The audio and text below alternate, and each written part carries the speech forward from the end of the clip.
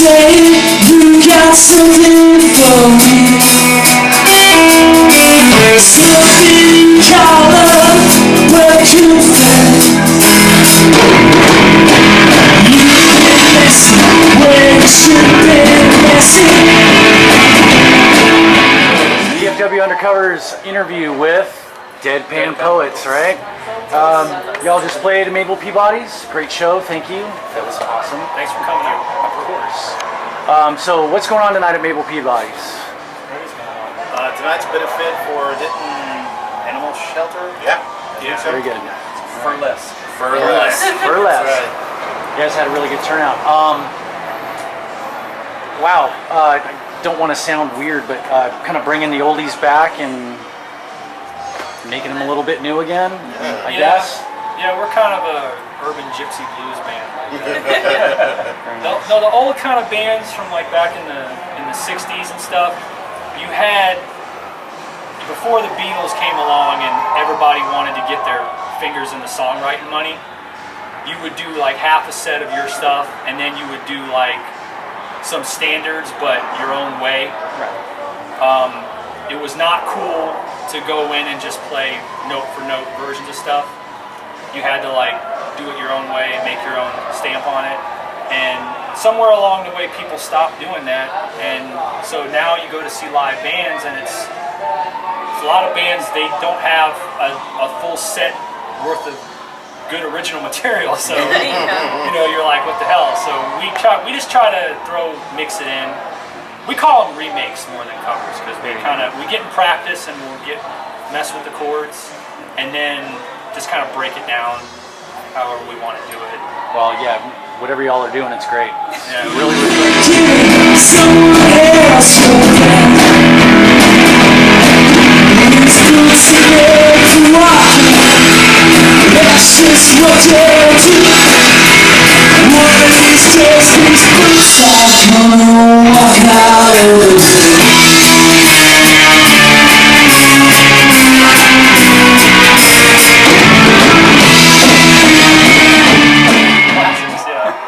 So I almost forgot. So starting over here on the left, who you are, what you do in the band. My name is Neil O'Malley. I play keys, and I'm also the mixing the album. I'm Chubbs George. I play bass, and I'm helping record the album. Self-produced. Yeah, it is. It's all self-produced. I'm Joshua Sinai. I play voices Voice. and some guitar. Yeah. Songwriter. I'm Kristen Lindsley. Kristen. Fist and Kristen Lindsley. You brought it on yourself. Wow. Tell them why they call you Fist and Kristen. No, I play violin, fiddle, whatever. Goes by Like many names. fiddle. Yeah, what is it called? It's a 5-string electric. It's a violin. It's a violin. Violin, yeah. Shane. I'm Shane. Hi, Shane. I play guitar. I know. I play guitar. I guess I'm like the backup guitar player, which Josh doesn't like to play. That's bullshit. That is kind of bullshit. All right, and who are we missing? We're missing Dago Matt, who's the drummer. He's a DJ in the burlesque show. Yeah. So just shove a camera in his face at some point, and he'll probably do something stupid that you can use. He's good. All right, so you mentioned the album. Tell me about it. It's 11 songs. We're gonna do a lot of our interpretations you can't put on it because you got to pay out the ass. We are putting House of the Rising Sun on it because it's public domain. That, by the way, was awesome, incredible. Very well done. We like to think of that one as our most audacious song because you got to have like giant balls to try that. And I remember the first time in practice that we did it, and I went to the second part. I had never done it before, but I'm the type, I'll get up on stage and do something I never did. And I just started, I'm like, okay, here we go, and hit the, and Shane fucking he looks over like, damn boy, so we gotta do that one. Mr. Burton, 10 minutes. So I was like, yeah, you know, what the hell. I mean, it's just a great song that is older than piss. And, you know, people have tried to rewrite stuff like that for years, including myself, and you can't top the original. So, plus we got a keyboardist, and you gotta let.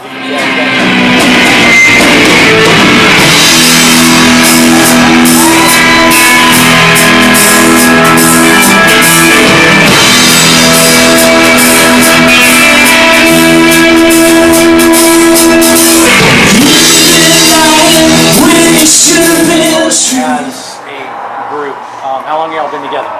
As this group, about what, 8 months? No. As this group, He's new. this is his third show. It's third show for me. We started. I played in. It's been about that much time since the whole thing got together. I played in. I was in a band back in Florida. We were on an indie label. You know, put out a couple records, toured around, fell apart as they often do. And I came out here and I had a band, and that's how I met Shane. We used to play shows with his band, and I would watch his band, and I had the same drummer. Matt was my drummer, and I used to say to Matt, "We need to get that guy," but I didn't think we could ever get him. And then when that band broke up, whatever, I started playing solo gigs a lot. You know, just me and the drummer just screwing around. And as I picked people up, I think I called Shane to say, "Hey, I need somebody to fill in," and he was like, "Why don't I just join the band?" Yeah, it wasn't really asked. I just kind of invited myself on in. And I said, "Yeah, absolutely." And then that's how we got everybody. I'm too bashful to think that I could get all these badass musicians. Neil actually used to record our shows. Like, would sit in the audience with like a handheld field recorder and go home and practice the shows. And then be like, "I'd like to sit in one day." And like, Hey guys. wait a minute. Yeah, we went to Arkansas for that con. We played a show I played a solo thing at a comic convention as part of the burlesque show was there too. And I told him, I said, "You know, you play the keys, man. I would love to get a keyboard player." You know, I don't know. And then he started You coming. heard what he comes up with. Yeah, I mean, like, he started coming to shows and just paying attention. And the same thing with her. I played that open stage in Dallas, and you know, I got off the stage and she comes up and it's No, like, no, no. I know how he's gonna tell this. He's gonna tell it like I came up and was like, "Can I please be in your band?" I was way cooler than that. I was there. She came up skipping, and then she stopped and did like the Jethro Tull thing. Oh, that's me. That's all the time. Sold. and she just came up and said, "You know, you guys ever want a viola player?" And I was like, The fuck's a viola? I knew what it was, but I kind of threw it back on her. I grabbed the guitar and said, "All right, come with me." And I immediately took her back, like behind the stage, whatever, in the back, and said, "All right, let's jam." And we started playing, and you know, she held her own. I was so. scared shitless. I had no idea what I was doing. And then you She joined came out up swinging, recently. hence the name Two-Fisted Kristen. Two-fisted now. We've gained a fist. So that's basically how we've been together as like a full band, you know, sans him Yeah. for like, you know, 8 months. I've been in the band for like 3 weeks. 3 weeks, yeah.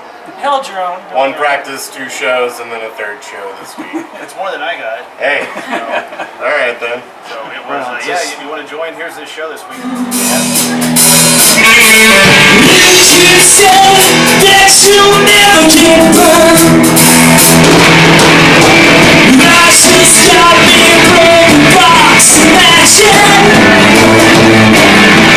What I'll teach you, make our time blur.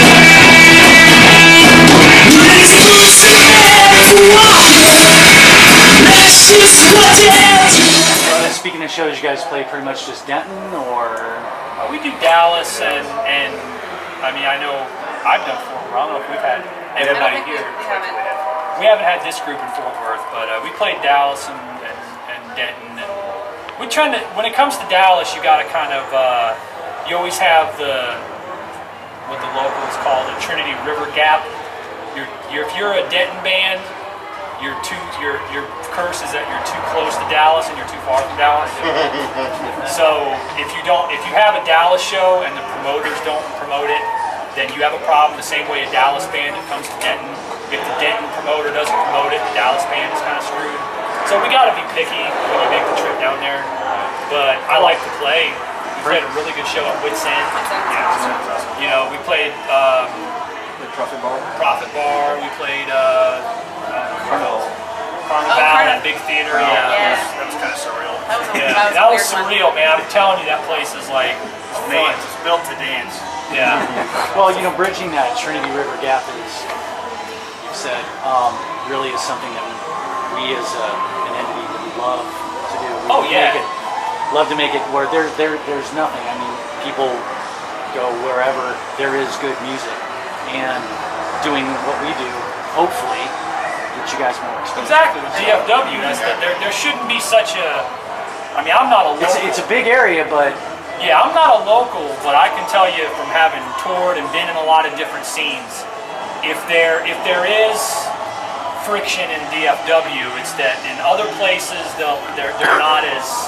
Some places aren't as divided like that. Like Fort Worth bands, they kind of stare across the line at the Dallas bands, across the line at the Denton bands, and back and forth. And in some areas they don't really do that. You know, some areas like New York bands, I've toured with New York bands, and they'll tell you that the next neighborhood over hates you because you're not from the neighborhood there. But yeah, if you could get, we've played with some Dallas and Fort Worth bands. I know I have that I really liked, and that I thought was, you know, we had good camaraderie with them, and you know, you can use that to bridge the gap, and there definitely is a place for somebody to do that, because you don't need to have each point in the triangle staring across the battlefield at each other like it's not a competition. It's not a competition, you know. It's if we can draw people in Dallas, then you'll be able to draw people here. Exactly. And So speaking of other local bands, do you play with anybody you guys really like? Anybody that whenever they play, you got to be there? Bone Doggy, Oh, yeah. Street Hellraisers. Oh man. Bone Doggy's the godfather down there. Yep. And you know, you hear people say that, you know, what makes somebody do that. I tell Bone Doggy all the time that when I started out doing the open mics and whatnot, there was nobody doing what he does. Like, he gives people a stage and gives them time to develop. It's really cool. When I started out, you get up on a stage, and if you were feeling your way, you got booed off. It was like fucking, you know, Showtime at the Apollo. And you took a long time. You know, I saw lots of people that were promising that happened to them and they never played again. Now, I'm just stubborn, so I say that. But but Doggy does that, and he's really, you know, the Denton scene isn't based around some of the hipster clubs like it used to be. They still think it is, but it's not. The Denton scene's really more based, in my opinion, around, you know, what Doggy does at Abbey.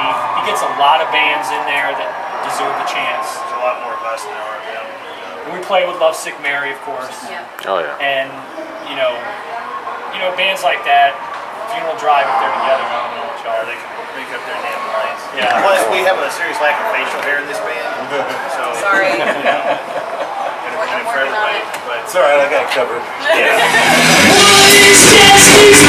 I'm gonna walk all over the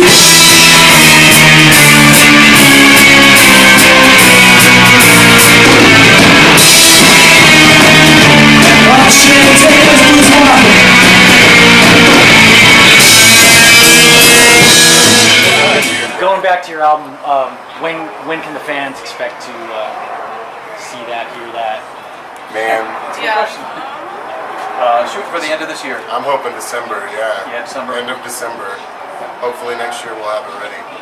Yeah, hopefully by New Year we'll have it all set. And We they have the should- basics all done. It's just a matter of filling in the lines, the crayons. yeah. Plus, we recorded it to acetate also. That takes a little longer. The post is a little more hectic. Yeah. So other than here and out in the scene, where can people find you? Bandcamp, Reverb Nation, and Well, we're You got on a website? Facebook, Reverb Nation, Sonic Bids. I mean, mostly people find it on Facebook because that's where the dates are at. But that's where the music we have live tracks as of now on the page, so anybody who wants to hear that, and we're always updating it. Matter of fact, what was on the night you'll probably hear in a week or so up there. We usually do that. We're really critical. We try to record every single show and go with a fine-tooth comb and beat the shit out of each other. They're just hoping that right as the band like does something, I'll drop dead, and then they have all We'll reap this. all the rewards. Yeah, and all they have to do then is endlessly release unreleased crap. We're recording. Josh, just keep singing. Keep singing. We'll be like the Tupac of the Denton. So anything else you want the fans to know? I mean, anything you want to say? Anything you want them to come see? Got shows coming up. Don't let rock and roll die. That's the main thing. Fucking corporate America can. Is this going to be on the Disney Channel? No. fucking corporate America. Seriously. Turn off the radio. Start really getting out and going to shows and find music. Okay. Exactly. Like I Turn used to off say. fucking American Idol and fucking Boys and get your ass out to the show. Yeah, that's exactly where I was going. I've been played with many bands and been all over the place, and the best bands I've ever seen were people you had no idea who they were. And I know if you're the consumer that wants to spend your $5 going to a show, I know that you've been burned because I've been burned. When you go to see a band everybody talks about and it's dog shit, and you're like, man, I'm never doing that again. But if you put in the time and you find, there are people out there that are worth that still do live band where you get up there and you just like we get up there and just lay it on the stage, man. If it's gonna suck, it's gonna be a beautiful disaster. Yeah, if we fuck up, we're gonna do it at 90 miles. Yeah, we're gonna fuck up full blast. Straight into the ground. All right, guys. Well, thank you very much. Thanks for having us out. Hopefully the Furlesque show raises a bunch of money, and go see these guys. They're awesome. Yeah, come see us. Thank you guys, man. Thank you. We appreciate Great it. money when you come see us. Yes. Yeah. We're worth coming to see.